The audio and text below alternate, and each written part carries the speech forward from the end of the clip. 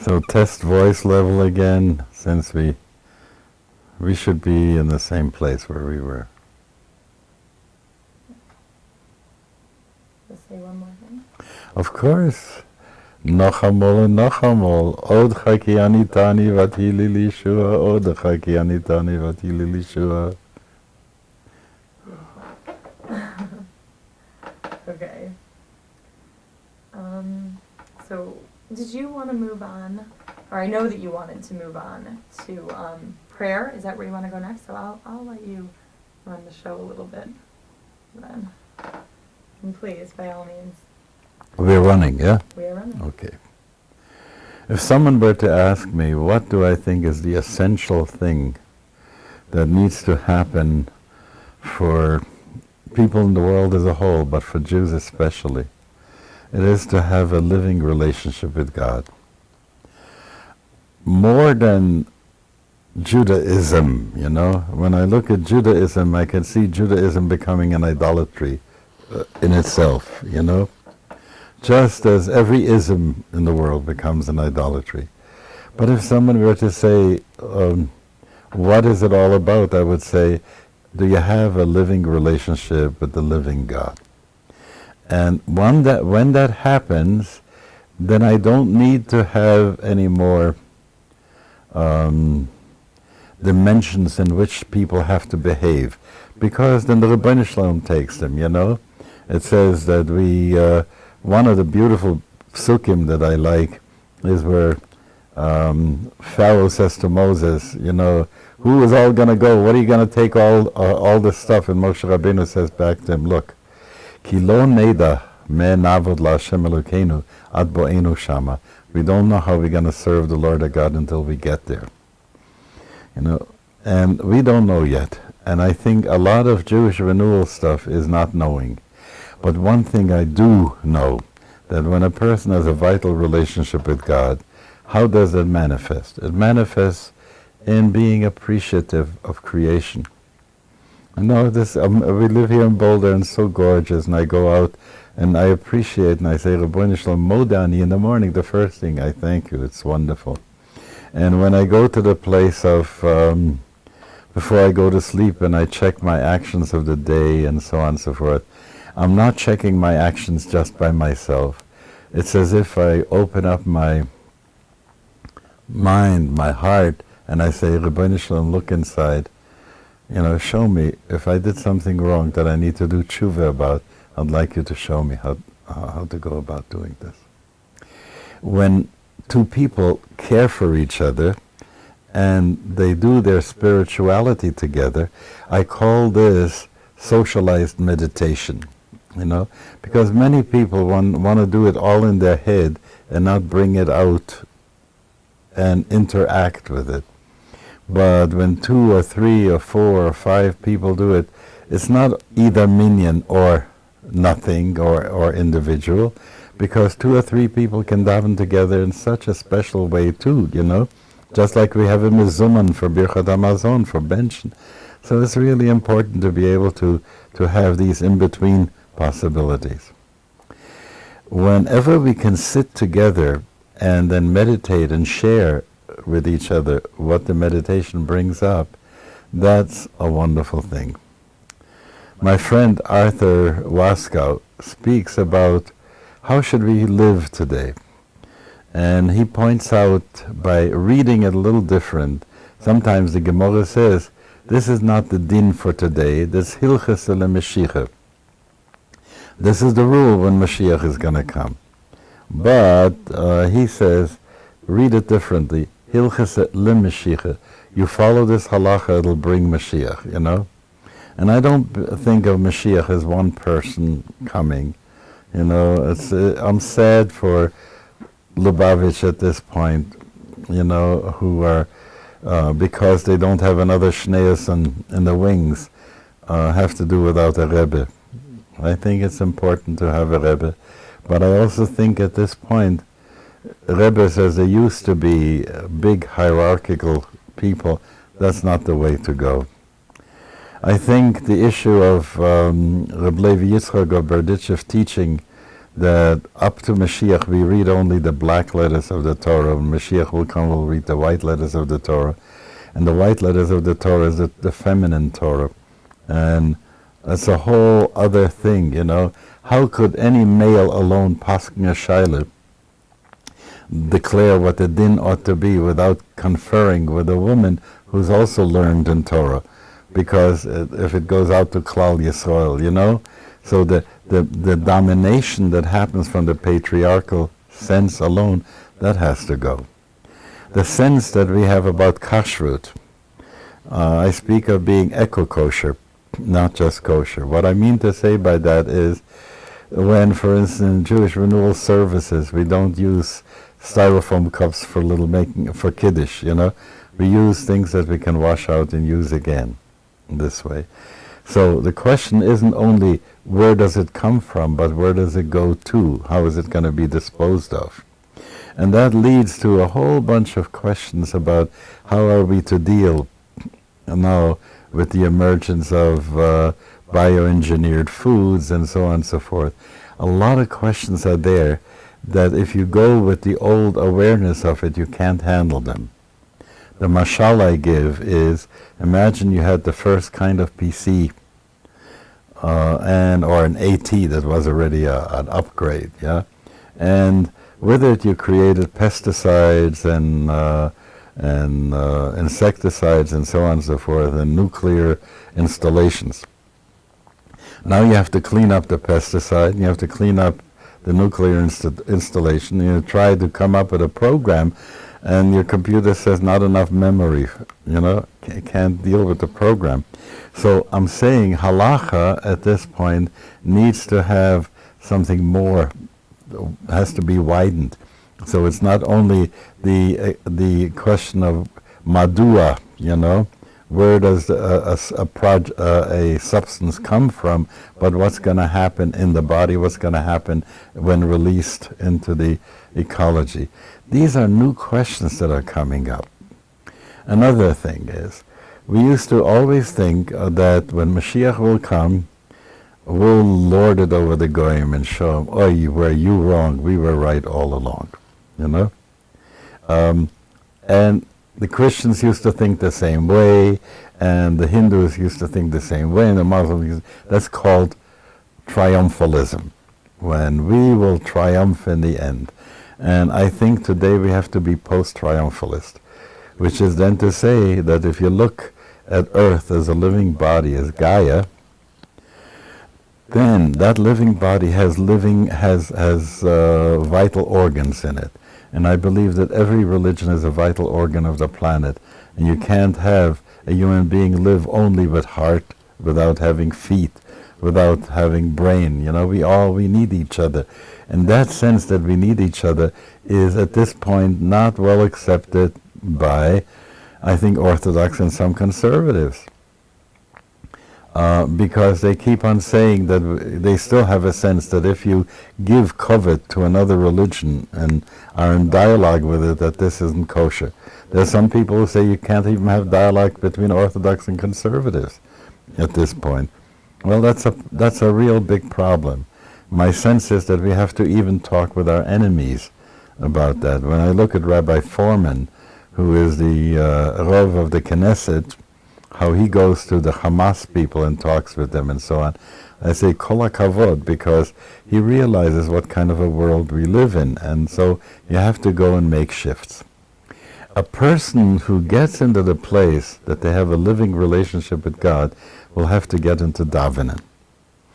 Now, in the past, we used to say that if you daven b'yachid as an individual, you have to daven in Hebrew. Why?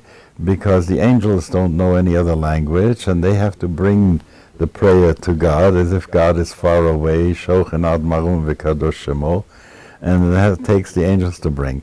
However, if you have a minyan, then you can say Kaddish, which is in Aramaic, because God can understand every language. Now, my sense is that today, when we go to shul, it's important to have Hebrew there. But when people daven at home, they need to be able to daven in the vernacular, and I'll spell that out. There's so many people who are well educated. They may have a PhD in this or in that, but when it comes, they don't even know Aleph Beis. So they come into a shul and they feel infantilized, made a little shmegeg, because they need to have somebody to show them where we are in the siddur, and then they can't even pronounce the words.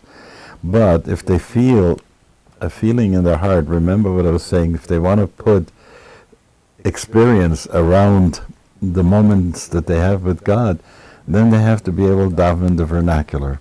So I've translated Tehillim, and I've translated the daily weekday siddur. Most people who go to shul on Shabbos only haven't got an expression to be able to say, God, I'm hurting. God, I need to make parnassah. Because none of the Shabbos prayers express what our needs are. That only comes during the week. But most people don't have weekday possibilities. For this reason, I've translated things. So adding up ecology, feminism, ecumenism, sharing with other religions, making tools for Jewing available to people so that they can live like a Jew, act like a Jew ought to. These are the primary things that I'm concerned about.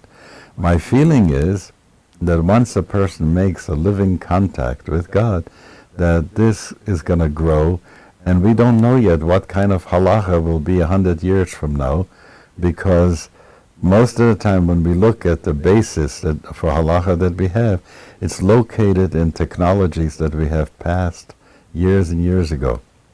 You look at the 39 kinds of work that we aren't supposed to do on Shabbos, and it begins with sowing in a field and plowing and stuff like that, catching a deer, skinning it, writing 2 letters, and so on and so forth, when today there's so many other ways to do it. And when people ask me, what is it that is forbidden on Shabbos, I point out that the Torah uses the word melacha. Malach means a delegate, a shaliach.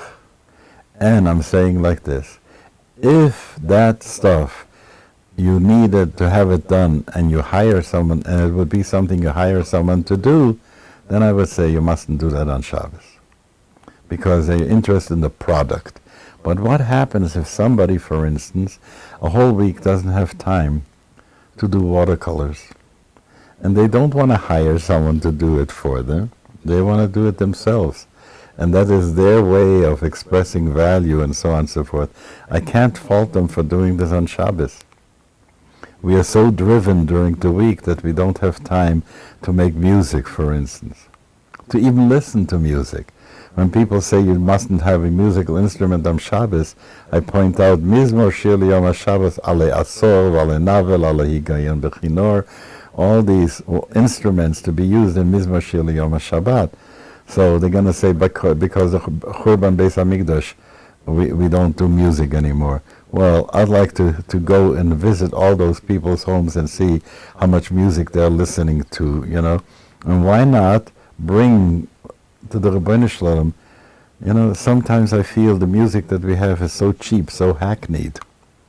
I would like to see great composers come up with an Eladon that isn't going to be a hurdy-gurdy or yeshiva rock. So I'm saying that we need to lift. We need to lift the Shekhinah in some way. So that's my rap, And when people want to learn about davening, they have to learn it experientially, not just from the text of the siddur, because the text of the siddur, when you say it, you already have to switch in your mind what you really mean. So when I say Hamelech, do I mean an old guy sitting on a throne? I don't mean that. When I say Srafim, Ofanim, Chayot HaKodesh, so I translated that Ofanim are the planets turning. Chayot are the signs of the zodiac. And Seraphim are the galaxies. Now think for a moment about when you're saying, who's saying Kadosh, Kadosh, Kadosh? The galaxies are saying Kadosh. How long does it take them to say one Kadosh? a zillion years, you know, Kol. So when you open your mind and you get to Adon Olam Asher Malach B'Terem Kol Yetzir Nivra, and you go to before the Big Bang, and Achrei Kichlot HaKol, you go after the last black hole, and Le'et Na'asa B'Chefetzo Kol Azay Melech Shemo Nikra, is from the Big Bang to the black hole is God's present. You see what happens to the expansion of mind and heart when people get involved in that. So that's what I want to really pass on to people. I want to pass on to people to make brochas a lot. Forever you can make a brocha, even if the brocha isn't in the siddur, you know. I want to make a brocha. Rabbeinu Shalom, I thank you so much that there are cameras that can do that, and take thought and feelings and communicate that to people. So I want people to make a lot of brochas, and I want people to bench each other. So I want to give a brocha. Whoever's going to see this, you who are going to see it, may the Rabbeinu Shalom bless you in everything. May you achieve in this lifetime the whole fullness which is available to you. May the Rabbeinu Shalom guard you in every way. May you be healthy and strong and live long. And may you see Eretz Yisrael to be b'sholem and sholem in the whole world. And may everything that you do prosper. Amen. Okay. Why translate the siddur? Why not just have people daven whatever's in their heart, learn to talk to God on their own? What's the advantage to having the translation? Very good. Reb Nachman of Braslav teaches us that we should do hitbodedut, which is to speak from the heart. And my sense is that many people don't have vocabulary to speak from the heart. If you do me a favor, no, let me see. No, I don't see any here. Go into the little room there, and you'll find one of those siddurim there. It's like a pamphlet. And there's a blue thing there that's my Tehillim. Do you see it? Open the light if you... See it? It's a light... yeah. Thank you. I'm going to read you a prayer here, you know, the Ahavat Olam. And you'll see how this gives you an answer, all right? From ever you have loved us into life, Yah our God. You nourished us with kindness and abundance. Holy One, Holy One, for the sake of your plan, for your honor, and because we know that our parents trusted you, and you in turn taught them how to live life, so as by serving your purpose, we ask you to share with us the same way as you shared with our parents. God, kind parent, we live in the embrace of your caring. Make ours an understanding heart, to become aware, to be careful and effective, and in this way to make real what you speak to us of in Torah and with so much love. When we study Torah, may we see clearly what is meant for us to know. When we do mitzvahs, may all our feelings sit harmonious in our heart. Focus all our heart's longing to that moment when we stand in your presence in both awe and adoration. May we never have to be apologetic for our love for you.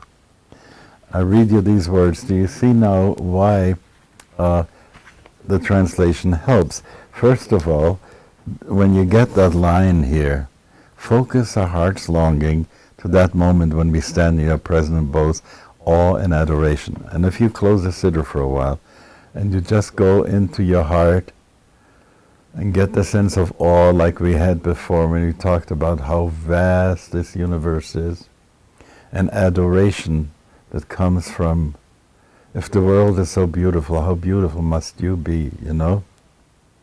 And you get to that experience, then what this does, it opens up heart and mind for more and more. Then I can also put the siddur down and I can say, Rabbeinu Shalom.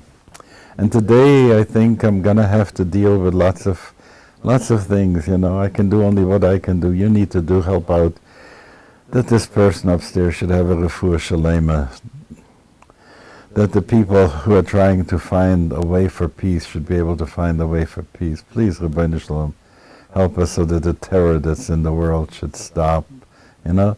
So I find that just the same way as you need to have something to, like a starter motor, you know, to get you going. The siddur is that. And so when I show people about daven, I say, space out each time. You know, never mind, they're going to daven away. Nishmat kol chai tevarech et shimcha Hashem Elokeinu. And then you look at every living being in the world involved in blessing God, you know, so you spend time in that.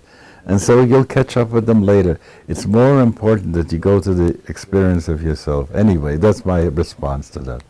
It's interesting because, I mean, I think this book was, written 20 years ago, The Guide to a New Jewish Spirit. But at that point, you were saying that if someone came to you and didn't know how to daven, you would advise them not to start with the siddur, but to start from within. What changed? Simply because I felt that many people get paralyzed at the moment if they don't know what to say, you know. Sometimes they feel that when you talk to God, you have to use the old language, vouchsafe unto us and bestow, O Lord, you know, because they don't have models. But if you give them some models and they say them, they begin to feel in their heart, then they're on their own. Do you think that we can pray for anything that we want, or are there certain things that we really shouldn't pray for? Well, the Gemara has a thing that certain things are tfilat shav, you know.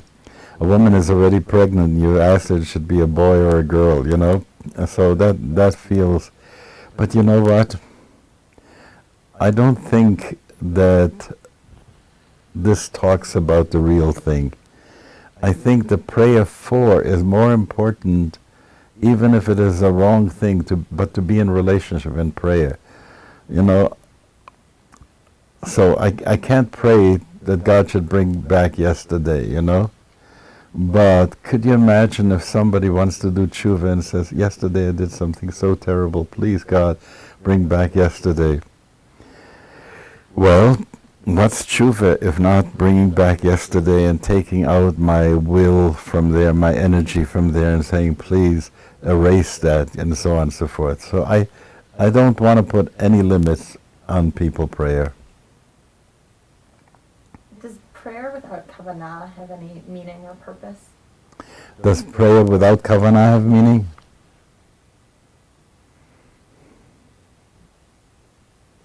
I don't know what that means.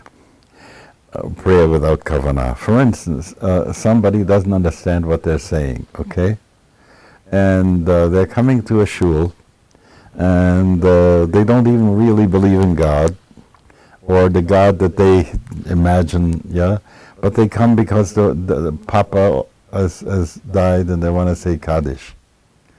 And making themselves present at that moment and saying the Kaddish, it has value.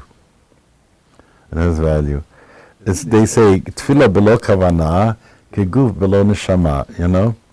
It's true, but sometimes when you begin with the guf being there, sometimes you say a word and all of a sudden your heart opens up. That's what the Gemara calls kula hai v'ulai. You're doing these things and maybe, you know? What about like a day school kid though, who sort of a what? A day school kid. You know, I know I went to Jewish day schools, and you go to davening, and a lot of the time you're just there because you have to be, and so you're there and you're not allowed to talk. You might as well daven. You know what? It's wonderful.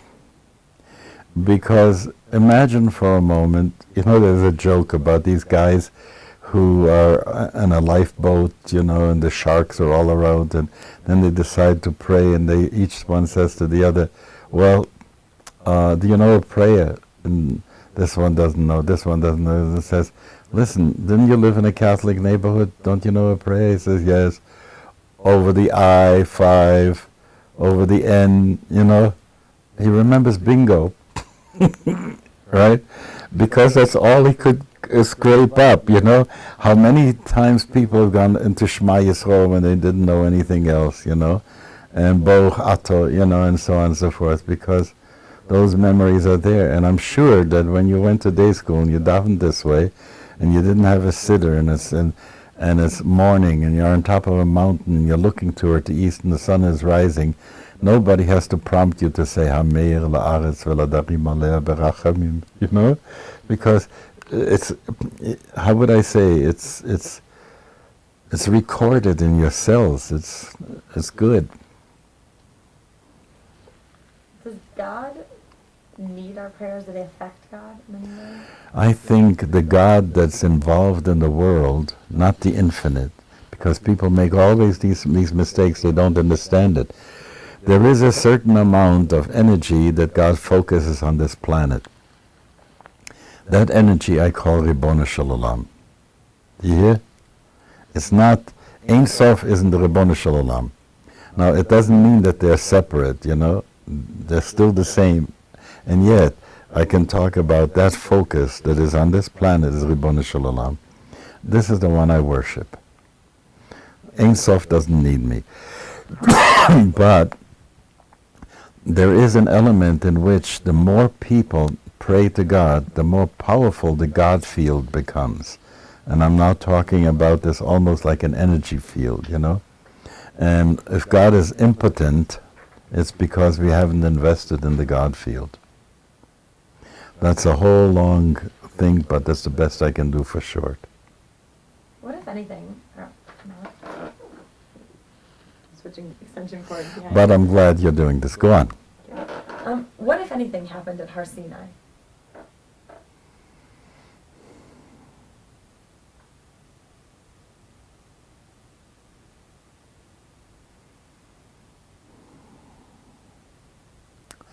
We don't have vocabulary about certain things. We can talk in sensation, we have vocabulary. In reason, we have vocabulary. In intuition, we don't have vocabulary. And in feeling, we don't have much vocabulary. When I say it's so sweet what you're saying, I'm using sensation for it. I feel bitter about that. I'm using sensation. We have very few words for feeling. So something that happened at Har Sinai was intuition and feeling a lot more than reason. Then, later on, as I was saying to you before, theology is the afterthought of the believer, or in this case, the afterthought of the experiencer. Now, there are some moments that are worthless. I don't know whether you can remember what you ate a year ago on Wednesday afternoon in September, because they don't make such an impact. But there are some moments that make a great deal of impact. And if you look, if someone would have stood at Har Sinai with a watch, with a stopwatch, the whole Maaseh wouldn't have taken longer than 10 minutes. Even if God would have said all the 10 commandments. Switching extension cord. Behind. But I'm glad you're doing this. Go on. What if anything happened at Har Sinai?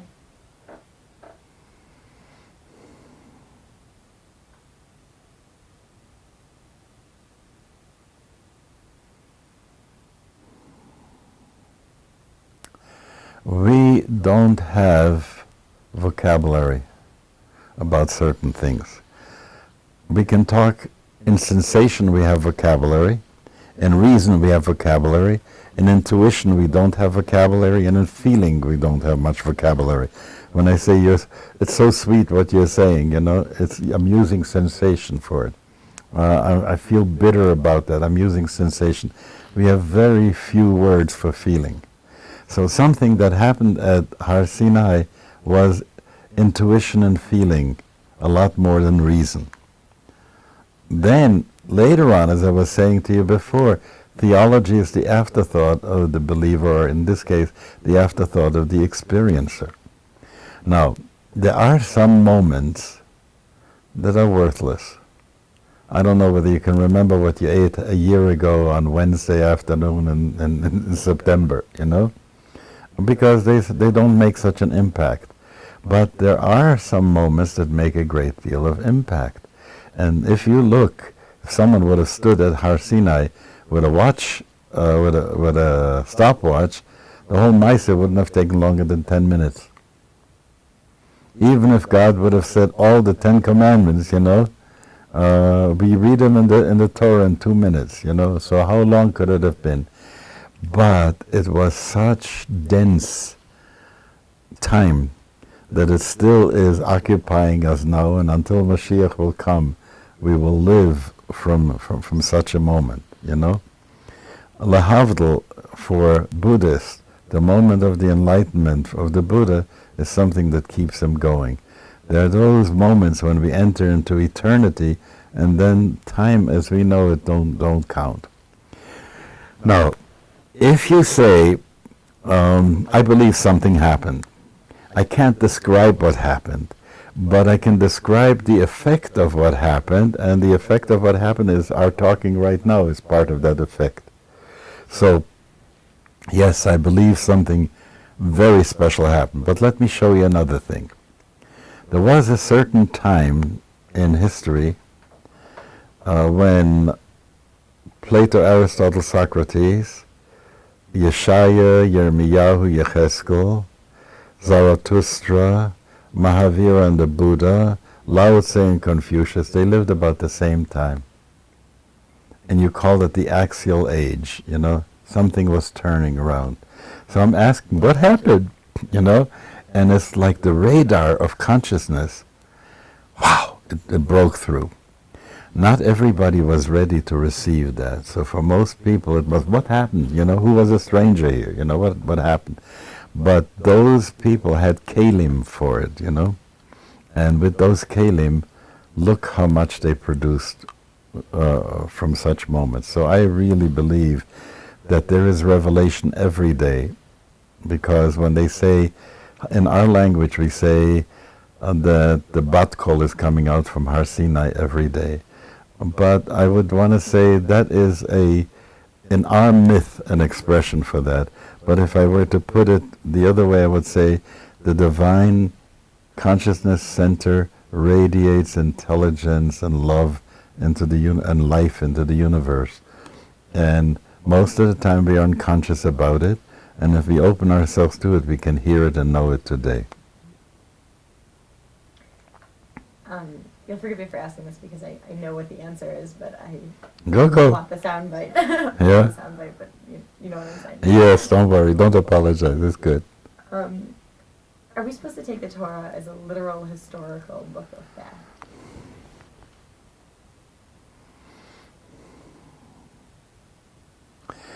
That's a wonderful question. Can we take the Torah literally as a book of fact or not? And I would want to say the answer to this is on what level are we talking? There are certain things that the Torah says that anyone who has learned a little bit more of ancient stuff will have to say it's wrong. The word Moshe in Egyptian does not mean pulled from the water. It means a man, So there's Ra Mose, Tut Mose, which means the same thing as Ish Elokim, in Hebrew. The word Bavel does not mean mixing things up. That's our spin on it. But the word stands for the old Akkadian Bab Ilu, the gate to God, So if you ask, is every spin that we find in Pshat of the Torah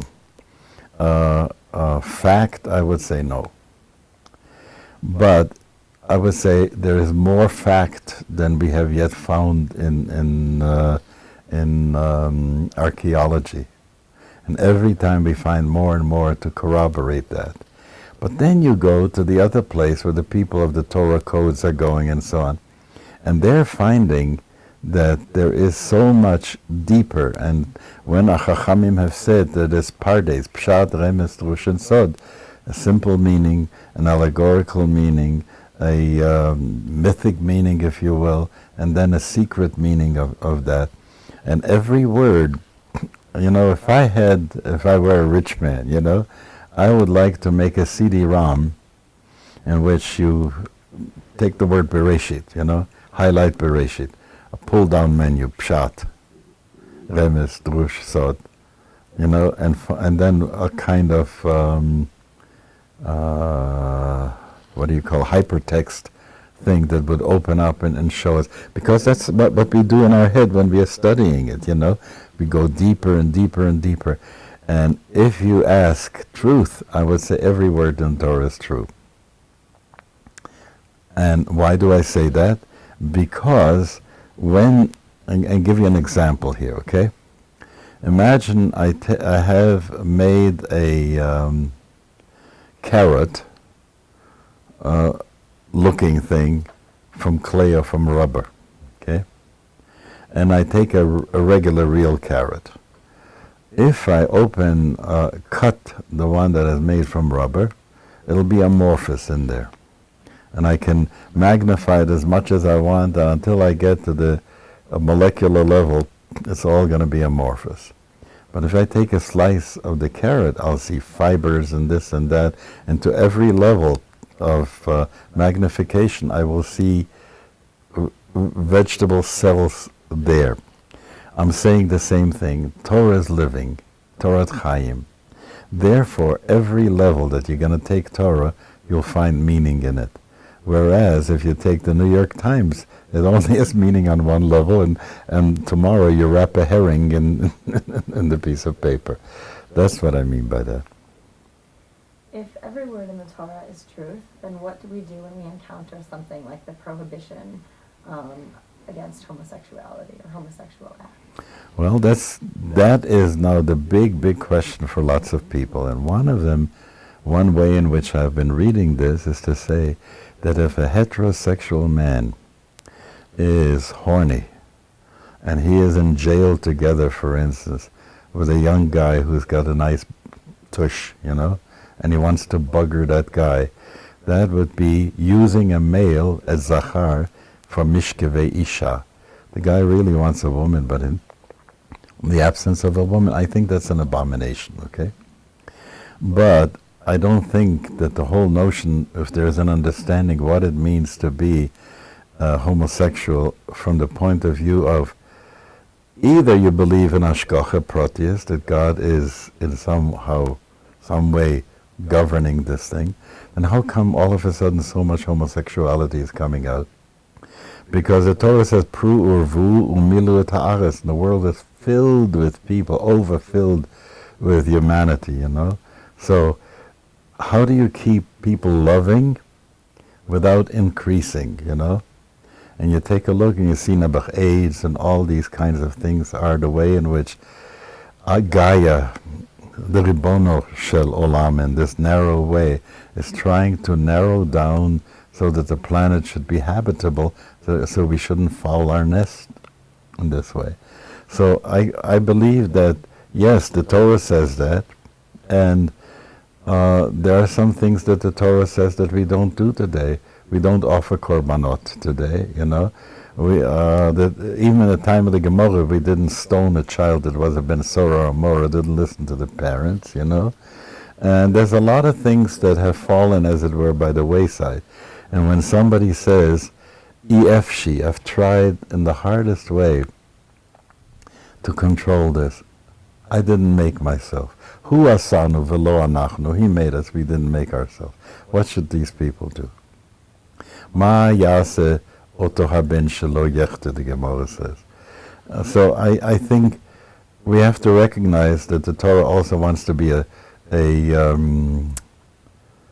Rachei Adarche Noam, and not to put people who can't help themselves, because that's their orientation with which they come into the world, into such a place that they have no room vis-a-vis the Rabbi Shalom. I think that is such a crime. It's terrible.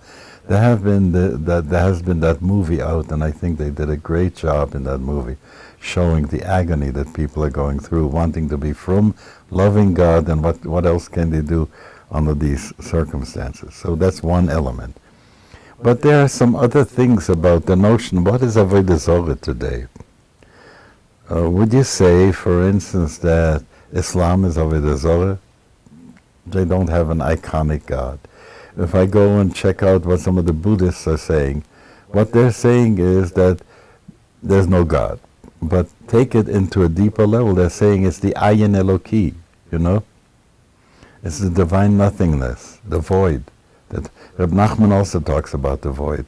So I think we have to, it's up to us in a way, you know, to see how, if you look at that moment at Sinai, and then you see how was Sinai seen in the time of Yehoshua, how was Sinai seen in the time of Ezra and Nehemiah, how was Sinai seen in the time of the Anshe Knesset Gdola, you see that there has been a development of that. If they were able to do that, and Rabbi Yochanan ben Zakkai, when the Beis HaMikdash was destroyed, with only 5 Talmidim, made sure that there should be a bridge, you know. I feel myself very connected with Rabbi Yochanan ben Zakkai for this reason. He is a bridge maker who makes possible that when biblical Hebrew no longer works, rabbinic Hebrew can be. And I think that when rabbinic Hebrew no longer works, then I think that which comes with renewal, which is sort of another way of Yiddishkeit, begins to work. I'd like to explore the concept of hashgacha pratit, which you mentioned. Pardon? Hashgacha pratit, yeah. Yeah, hashgacha pratit. So you do believe that God interacts in the world to cause things to happen? You keep on pushing me on this point all the time, and I want to say it comes from a think of God outside, running things, you know, like how would I say it? The Wizard of Oz. He's standing behind this little thing and he's making big things happen there. I don't see it that way. So what is hashgacha pratit? All right. For me, lifting this finger was hashgacha pratit. For me, in my body, you know. Whatever is happening cannot happen without God energizing it any moment. And and God is also aware. That's what I was saying before. If I'm aware, how much more aware is God? Okay. So when people say Hasidim, we believe in hashgacha pratis, you know, the Baal Shem Tov said even a leaf from a tree, how it falls is hashgacha pratis.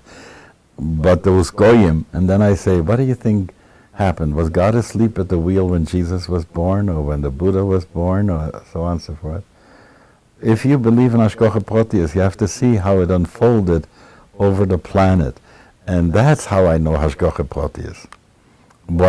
By what is, you know, and I don't know yet where it's going. That's why I keep on saying, if I were to talk about God being the unmoved mover, you know, the clockwork, turning it on and letting it run from the past on, it's pushing it. But I'm saying it's being pulled. What is it being pulled to? וידעת היום והשבות על לבביך כי השם הוא אלוקים בשמיים ממעל ועל הארץ מתחת אין עוד. Everything that God made has to become conscious and be part of God, so that at the end all of creation and God becomes so unified that this is Bayomahu Yashem Echad U'Shmo Echad. This process that leads to that I call hashgacha pratis. Okay? So I'm getting tired. Okay. What else is left? Well, can I ask you one quick question before we move on? Do you believe that there's merit to the Torah codes? That there is merit to the Torah code. There's reading in and there's reading out. Okay? Just as much as people can read in and can find it there, and I believe they can find it because of the organismic nature of Torah, like with the carrot I was saying, yeah? But I also think there's a lot of stuff that people want to find. And so, if you have ever seen those puzzles, word puzzles, you know, you read it this way, you can find this word, and there's a lot more words than the originator of the puzzle put in, and they're still there. Did you ever play Boggle? Okay. Fair enough. Do you have a few more minutes, or you want to call it? I'm getting close, but all right, what is it? What does it mean to love God? And how can we be commanded to experience an emotion? This is such a wonderful old question. The Maggid of Mezrich raised that question, and he said, how could a feeling be commanded? And he comes up with the answer The feeling is not what's commanded. The meditation on Shema Yisrael Hashem Elokeinu Hashem Echad Baruch Shem Kavod Malchus Olam Vod. If you spend time with that, then you will love the Lord your God. Okay? So what does it mean to love God?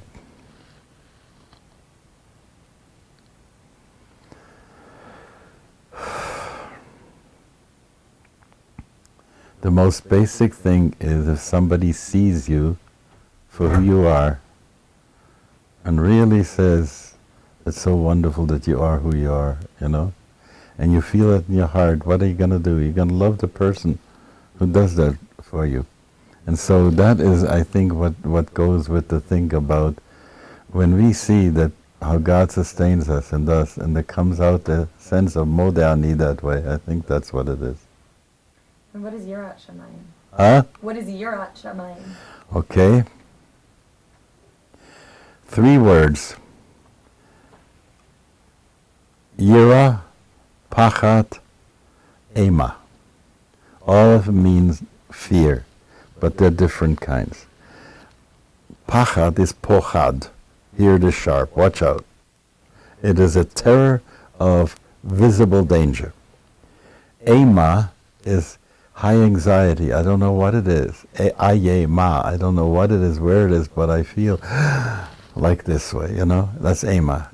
Yira is, I come into a room, I don't think anybody is there, then I realize that somebody has been watching me in there. And then I feel startled, you know? Which is Achen Ata El Mistater. Now I see God is watching me, you know? So Yira is that sense of reflexive of the word Ra'o, to see, and I call it respect. That respect that I'm being seen, you know, is Yira.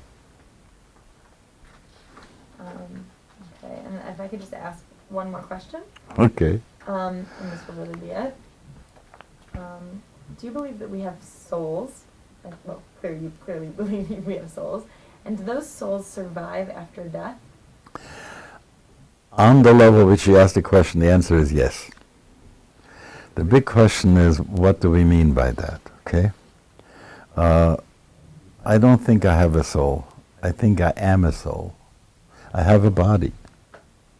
The body comes and goes. How many bodies have I had since I was born, you know? Every 7 years, every last molecule of my body has been exchanged. I'm a living trias hamesim, you know? I've lived so many bodies already. The body I have up to the first 7 years is different than the body I have after the second 7 years, and so I think I am a soul, I have a body. What does a soul mean? A holographic snippet of Ein Sof, of God. So that's why the Tanya says, "Achilik Elokami Mal Mamish." We are part of the living God. And if God is the totality, we are just a snippet of that totality that makes us particular. What happens at death? Well, I would want to say there is enough evidence that something survives bodily death. And there have been people who have had wonderful out-of-body and near-death experiences in which they realize so much of what we are being told about Olam Haba, you know, it really has something there. I believe in that. But I also believe that the process is, as we experience it as individual cells. But the whole point of it is that someday the whole Adam Kadmon is going to be put together and realize its own divinity. So that's a whole long process yet of making more and more conscious that little spark of God, that Pinta Liyid, you know, that Yechida Shebenefesh. I believe that. You know, I believe in Gilgul. There's sometimes when I have print-throughs of earlier experiences that didn't happen to me in this lifetime. And more people have had it, you know. The scientism of the 1800s and the early part of the 20th century denies that because it's not tangible and so on and so forth. But there is enough anecdotal evidence. Obviously, I cannot make this take someone to a laboratory, kill him there and then say, communicate with me, you know. But there have been some people who have communicated, and there's a whole big section in the Dewey Decimal System in the library, 133, on psychic research that can blow your mind. And if you look at the Sforim that we have, Sefer HaGilgulim of Reb Chaim Vital, Nishmat Chaim of Reb Menashe ben Yisrael, a Sefer called Mavar Yabok by Reb Berachia of Modena, all these are talking about what we have had in our tradition about that. How can there be Gilgul and Tchiyat HaMetim? Pardon? How can there be Gilgul and Tchiyat HaMetim? If you take Tchiyat HaMetim, that the graves will open up and all the slimy green bodies are going to come out like in the comic books, like this, I don't believe in that. If you have Gilgul, then how many bodies would have to crawl out, you know, for one neshama? I think Tchiyat HaMetim is a whole other thing. It's happening right now. Earth is awakening, you know.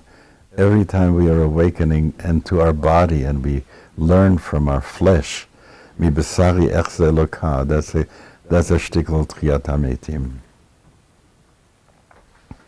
You gave a wonderful quote. I think it's from the Lubavitcher Rebbe about how Tchiyat HaMetim happens in this. He said like this: we all believe in Gilgul HaNeshamot, but only a fool waits to start the new Gilgul after he dies. That's what he was saying about Tshuva. You can start your new incarnation anytime you want. Yeah. Thank you so much. Hey, bless you. Kol tov. So you're going to pack up. I'm going to do a few things that I have to do.